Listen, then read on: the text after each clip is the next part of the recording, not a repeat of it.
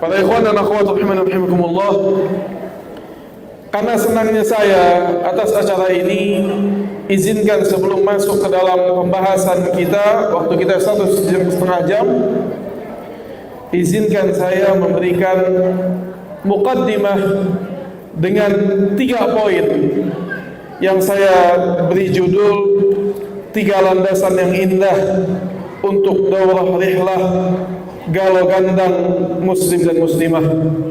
Jadi 3 landasan yang saya berusaha siapkan secara ringkas, melihat ringkasnya waktu ini sebelum kita memasuki tafsir, yang saya ingin kita semua memahami setiap poin dari 3 landasan ini.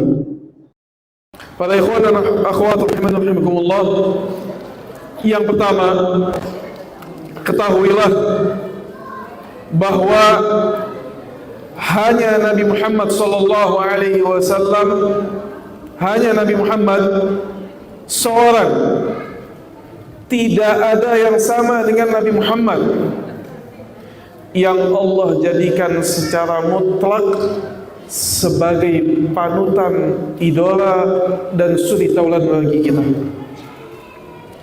Kalau kita mau selamat hidup di dunia dan di akhirat,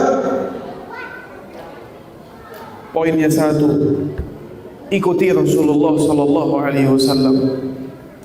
Tidak ada setelah Nabi sallallahu alaihi wasallam dari umatnya, entah itu sahabat, entah itu tabi'in, entah itu atba'ut tabi'in, yang diperintahkan diikuti secara mutlak seperti Nabi sallallahu alaihi wasallam. Ini sesuai dengan firman Allah Subhanahu wa taala dalam surat Al-Ahzab ayat 21. Allah Subhanahu wa taala berfirman, a'udzu billahi minasyaitonir rajim. Laqad kana lakum fi Rasulillah uswatun hasanah liman kana yarjullaha wal yawmal akhir wa dzakara Allah dzikran katsira. Sungguh, kata Allah Subhanahu wa taala, sungguh telah terdapat bagi kalian di dalam diri Rasulullah SAW uswah, teladan, percontohan, idola. Kalau kita mengidolakan seseorang, cara bicaranya kita ingin tiru, cara berjalannya kita ingin tiru, cara berpakaiannya kita ingin tiru. Maka Allah jadikan satu-satunya yang mutlak diidolakan adalah Rasulullah sallallahu alaihi wasallam. Liman kana yarjullaha wal yawmal akhir. Siapa dia yang mengidolakan Rasulullah? Adalah orang-orang yang berharap bertemu dengan Allah dan meyakini adanya hari akhirat, yaumul qiyamah, meyakini adanya kematian, meyakini adanya hisab, dibangkitkan bertemu dengan Allah. Wa dzakara Allah dzikran katsiran, dan senantiasa mengingat Allah Subhanahu wa taala dengan banyak. Maka ini poin pertama, para ikhwan dan akhwat rahimakumullah, semuanya, seluruhnya yang hadir di sini, besar anak-anak muda, bahwasannya satu-satunya tauladan kita adalah Rasulullah sallallahu alaihi wasallam. Poin kedua, ketahuilah bahwa tidak ada manusia yang bebannya lebih berat daripada Rasulullah. Subhanallah. Tadi poin pertama, suri tauladan yang paling baik Rasulullah. Poin kedua, ketahuilah tidak ada manusia yang bebannya lebih berat daripada Rasulullah sallallahu alaihi wasallam, yaitu Nabi kita, Nabi Muhammad sallallahu alaihi wasallam. Ia adalah seorang suami di dalam keluarganya. Ia adalah seorang ayah bagi anak-anaknya. Ia adalah seorang pencari nafkah bagi istri dan anak-anaknya semuanya. Ia seorang panglima perang jika dikumandangkan perang. Pemimpin bagi negara yang dipimpin oleh Rasulullah SAW. Bahkan lebih dari itu semua, Rasulullah SAW adalah utusan dari atas 7 lapis langit. Pernah datang satu orang kepada Rasulullah SAW berkata, "I'dil ya Muhammad, berbuat adillah wahai Muhammad, fa innaka lam ta'dil, sesungguhnya engkau belum berbuat adil." Maka Rasulullah SAW berkata, "Waihak, celaka engkau. Jika aku tidak berbuat adil, maka siapa yang berbuat adil? Sedangkan aku adalah orang yang diamanati dari atas 7 lapis langit. Rasulullah SAW adalah makhluk yang Allah bebankan dengan beban diamanati dari atas 7 lapis langit. Ujiannya yang paling berat ujiannya Rasulullah SAW. Diuji di dalam dirinya, diuji dalam keluarganya, diuji di anak-anaknya, diuji di hartanya, diuji oleh umatnya, seluruhnya diuji oleh Allah Subhanahu wa taala. Allah ingin tahu mana yang Rasulullah SAW lebih kedepankan, Allahkah atau perkara dunia. Sehingga ketika beliau lulus, jadilah beliau Khalilullah, kekasihnya Allah. Di antara semua nabi yang menjadi kekasih Allah hanya 2, yaitu Nabi Ibrahim alaihissalam dan Nabi Muhammad. Dan Nabi Muhammad lebih utama daripada Nabi Ibrahim, afdhalul anbiya, seperti perkataan Rasulullah SAW, ana sayyidu waladi Adam, aku adalah apa? Raja anak manusia, wala fakhar, tidak sombong. Para ikhwan dan akhwat rahimakumullah, dibebankan Rasulullah SAW berikan hidayah kepada semua manusia, yang dampaknya dari perjuangan Nabi. Sekarang saya bisa berbicara, padahal saya lebih muda mungkin dari sebagian orang di sini. Dampaknya adalah kita berkumpul di sini sekarang. Wallah tidak mengumpulkan kita kecuali iman. Kita mau mendengarkan ayat-ayat Allah, mendengarkan hadis Rasulullah. Mungkin satu sama lain sebelumnya tidak saling kenal. Wallah dikumpulkan karena perjuangan yang Allah bebankan kepada Rasulullah SAW. Namun lihat, ini poinnya, di poin kedua. Itu semua tidak membuat Nabi SAW seorang yang pemarah. Nabi tidak jadi pemarah, padahal sibuk. Rata-rata mungkin di sini seorang pedagang, pencari nafkah, sibuk harinya, harus mencari nafkah, pergi pagi pulang malam, sibuk. Kenapa? Tuntutan kehidupan. Sibuk mana kita dengan Rasulullah? Besar mana tanggung jawab kita dengan tanggung jawab Rasulullah? Besar mana beban kita dengan beban Nabi SAW? Namun Nabi SAW tidak menjadi seorang yang pemarah. Nabi SAW dengan beban yang begitu berat tidak menjadi seseorang yang meremehkan keluarganya. Tetap hak-hak keluarganya diberikan oleh Rasulullah. Padahal sibuk, siang malam mikirkan umat. Di malam hari sholat sampai berat kakinya menangis.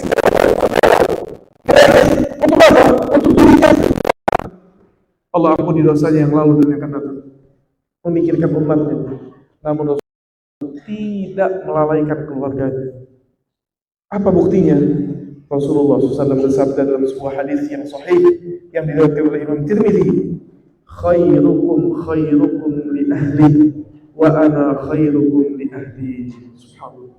Sebaik-baik kalian adalah sebaik-baik kalian di keluarganya, bukan di pasarnya, bukan di kantornya, bukan di tokonya, bukan terhadap anak buahnya, bukan. Karena yang paling tahu seseorang siapa? Keluarganya. Di luar bisa berkata manis, di luar bisa tersenyum, tapi di dalam keluarga watak aslinya apa? Terlihat. Kata Rasulullah, sebaik-baik kalian adalah sebaik-baik kalian di dalam keluarganya. Dan aku adalah orang paling baik di antara keluargaku. Subhanallah. Kalau kita seorang suami, seharusnya kita paling baik kepada istri dan anak kita. Kalau kita seorang istri, seharusnya kita paling baik terhadap suami dan anak kita. Kalau kita seorang anak, seharusnya kita paling baik kepada kedua orang tua kita. Karena kebaikan yang paling utama itu buat keluarga. Itu kebaikan paling utama. Kemudian kita lihat Rasulullah SAW dengan kesibukan yang super hebat seperti tadi. Ternyata ketika Rasulullah SAW lewat, ada anak kecil sedang bermain dengan peliharaan burungnya. Rasulullah SAW bukan orang yang sombong, bukan. Padahal sibuk. Siapa yang kesibukannya seperti Nabi? Tidak ada. Pernah diriwayatkan dari Anas ibn Malik. Siapa Anas? Anas itu seorang sahabat yang ibunya datang kepada Rasulullah SAW ketika Rasulullah SAW hijrah ke Madinah. Setiap orang mau kasih hadiah buat Nabi. Semua orang datang, tawarkan tanahnya buat jadi masjid, tawarkan rumahnya, tawarkan hartanya. Sedangkan Ummu Sulaim, ibunya Anas bin Malik, tidak banyak memiliki harta. Dia datang, dia bawa anaknya masih kecil. Ya Rasulullah, aku berikan anak ini untuk hidupnya membantumu, ya Rasul. Maka Anas tumbuh kembang di rumahnya Rasulullah SAW, membantu Rasulullah SAW. Kata Anas bin Malik, sungguh Rasul suatu hari apabila lewat melihat saudaraku, saudara seibunya, ibunya punya anak lagi, yang Rasulullah SAW beri nama panggilan, diberikan candaan Rasulullah SAW, Aba Umair. Padahal namanya bukan Aba Umair. Ketika lewat, anak ini masih kecil, umurnya baru sekian tahun, punya peliharaan burung kecil, sedang bermain dengan burungnya. Satu hari Rasulullah SAW lewat, kemudian Rasulullah SAW menyempatkan berhenti dan mengajak bicara Abu Umair. Apa kata Rasulullah? Ya Abu Umair, mada fa'ala an-Nughair? Kata Rasulullah, wahai Abu Umair, dikasih nama panggilan oleh Nabi, padahal dia belum punya anak. Di sini ada yang namanya Abu Abdullah, ada yang namanya Abu Fulan, Abu Fulan. Ini masih kecil. Nabi kasih kunyah, nama panggilan. Wa Abu Umair, wahai Abu Umair, madza fa'ala an-Nughair? Apa yang Nughair sedang lakukan? Nughair itu nama buat burungnya. Subhanallah. Lihat Nabi dengan super sibuk seperti itu, berhenti melihat anak kecil, ditegur oleh Nabi SAW, disapa oleh Nabi SAW. Bahkan Imam Syafi'i mengeluarkan faedah dari hadis ini apa? Banyak, bahwasanya kecil boleh dikasih lakab, bahwasanya orang boleh memelihara peliharaan, kemudian seorang apa? Boleh menamai peliharaannya dan lain sebagainya. Kita lihat Rasulullah SAW ketika bersama anak kecil, bersama anak kecil lainnya, bersama cucu-cucunya, anak-anaknya, bagaimana yang dilakukan Rasulullah SAW disebutkan di dalam Sahih Muslim. Sebutkan dalam apa? Sahih Muslim dan Sahih Bukhari. Hadis dari Abi Qatadah, kana yusalli wa huwa hamilu Umamah binti Zainab bint Rasulullah. Satu hari Rasulullah sholat. Saya tanya, apa perkara yang lebih penting daripada sholat? Ada nggak? Adakah perkara yang lebih penting daripada sholat? Ini perkara paling sakral yang membedakan seorang muslim dan kafir adalah sholat. Kata sahabat, satu hari Rasulullah sholat menggendong Umamah, cucunya dari anak perempuannya Zainab. Di antara nama anak Rasulullah Zainab, punya anak perempuan namanya Umamah, digendong sambil sholat Rasulullah. Bayangkan, sholat di bawah anak ini. Ketika Rasulullah takbir rukuk, diletakkan dia di bawah. Ketika Rasulullah bangun lagi, diambil lagi. Ketika Rasulullah sujud, diletakkan lagi di bawah. Bagaimana Rasulullah tidak meninggalkan haknya sebagai seorang kakek. Dalam riwayat terakhir yang kita bisa bahas kali ini sebagai mukaddimah,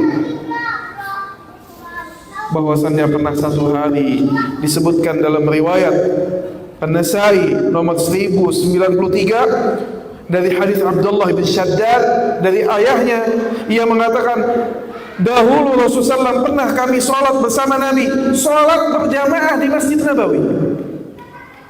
Penting gak? Penting. Kemudian Nabi SAW sholat membawa Hasan dan Husain, kedua cucunya. Ketika sedang sholat sampai kepada gerakan sujud, kemudian Rasulullah sujud begitu lama, sampai yang meriwayatkan hadis mengatakan, saya mengangkat kepala saya mengira terjadi sesuatu kepada Rasulullah. Ternyata saya lihat salah satu dari cucunya naik ke atas pundaknya, sedangkan Rasulullah tetap sujud, khawatir cucunya terjatuh, khawatir anak ini terjatuh, menunggu anak ini sampai ia turun. Kemudian baru Rasulullah selesaikan, lanjutkan sholatnya.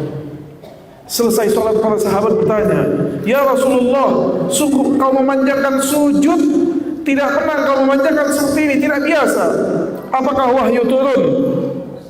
Subhanallah. Apakah terjadi sesuatu ya Rasulullah? Tidak, kata Rasulullah. Namun salah satu dari anak ini naik ke apa? Punggungku, dan aku apa? Tidak ingin bangun, sedangkan dia ada apa?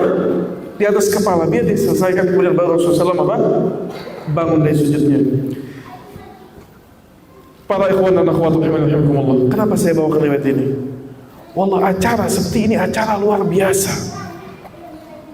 Menghibur anak-anak, menghibur keluarga, namun tidak keluar dari koridor syariat. Menanamkan koridor syariat kepada anak-anak kita. Karena sejatinya kita lelah bekerja, kita lelah mencari nafkah. Tujuannya untuk siapa? Keluarga. Kita ingin memiliki anak-anak yang baik akidah, baik keduniaannya. Yang ketiga, yang terakhir, sebagai mukaddimah, ketahuilah dalam sebuah hadis Rasulullah SAW mengatakan, ar-rahimuna yarhamuhumur rahman. Yang berkasih sayang di dunia ini akan diberikan kasih sayang oleh Ar-Rahman yang ada di langit. Irhamu man fil ard, berkasih sayanglah kepada yang ada di bumi. Yarhamukum man fis sama, maka akan memberikan kasih sayang kepada kalian yang ada di langit. Siapa yang di langit? Siapa ibu-ibu yang di langit? Hai ibu-ibu, siapa yang di langit? Allah Subhanahu wa ta'ala. Yang di langit siapa? Allah. Dan kata para ulama, di antara kasih sayang terbesar adalah mengajarkan agama kepada manusia. Ini kasih sayang terbesar. Bukankah Rasulullah diutus sebagai rahmatan lil alamin, rahmat bagi alam semesta? Apa bentuk rahmatnya? Mengajarkan syariat yang tadinya kita tidak kenal Allah. Mungkin kita kalau tidak mengenal syariat, kita menyembah batu sekarang ini. Wallah, mungkin kita memakan makanan yang haram sekarang ini. Mungkin kita memakan binatang-binatang yang sudah menjadi bangkai sekarang ini. Mungkin kita mencari nafkah dengan cara yang tidak halal. Mungkin kita merampok. Mungkin kita menggolimi orang, bermuamalah riba. Namun yang menjadikan kita mulia apa? Mengenal ajaran Allah Subhanahu wa ta'ala. Maka para ikhwan dan akhwat rahimakumullah, yang paling penting dari semua acara ini, yang paling bermanfaat apa? Sesi ini. Sesi memahami agama Allah. Sesi memperlihatkan kepada anak-anak kita bahwasannya ibu dan bapaknya duduk di majelis ilmu, belajar.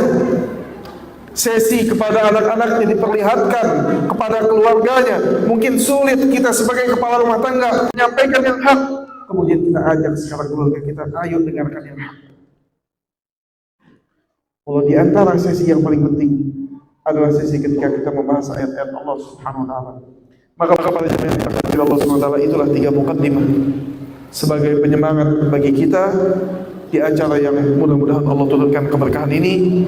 Dan harapan saya acara ini meluas, bukan hanya untuk Galuh Gandang, tapi semua kaum muslimin. Kalau bisa Galuh Gandang yang terdepan, mengajak mereka mengadakan acara-acara seperti ini, karena acara ini sangatlah bermanfaat.